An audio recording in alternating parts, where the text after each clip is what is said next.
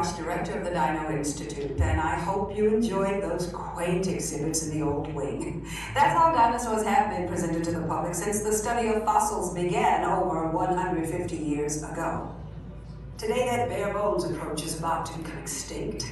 In a perfect blending of science and technology, the Dino Institute has created the Time Rover, an amazing vehicle that will literally transport you to the age of the dinosaurs. How?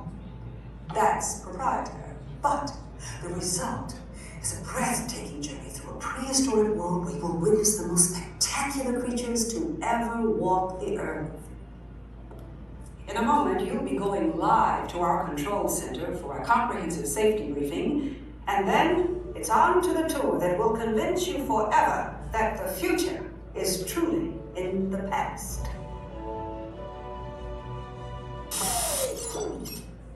Hello there. Welcome to our little trans-dimensional joyride, folks. I'm Dr. Seeker, your friendly controller and a heck of a paleontologist, if I do say so myself. But let's not talk about me, let's talk about you, and how you can help me make history today with the Time Rover. It's like this.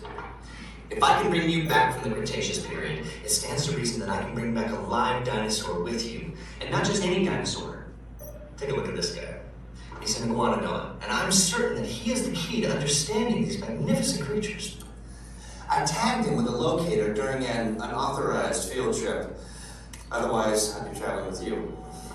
Right now, our dino should be about here, at the very end of the Cretaceous period. That's where you're going today. Arrived, it seems, just in time to correct a little misstatement. Dr. Marsh. That is impossibly close to the giant asteroid impact that destroyed most life forms on Earth. Our tours are designed to take you to the early Cretaceous period, and I can assure you that all time rovers have been securely locked on those coordinates. That's right. See? Securely locked. Access denied. Continue. Of course. We were just talking about seatbelts. Plug them in, use them. It can get kind of choppy out there, so keep your hands and arms inside the vehicle at all times. Flash photography? I wouldn't. It alters the homing signal, and that's not good. Oh, and one more thing. Those locked coordinates? We're in. Now, here's the drill.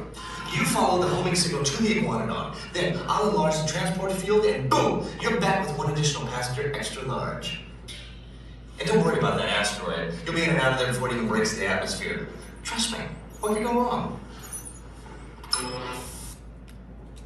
Hey, it's me again. Remember, only you guys are going on this special mission, so don't tell anyone, okay?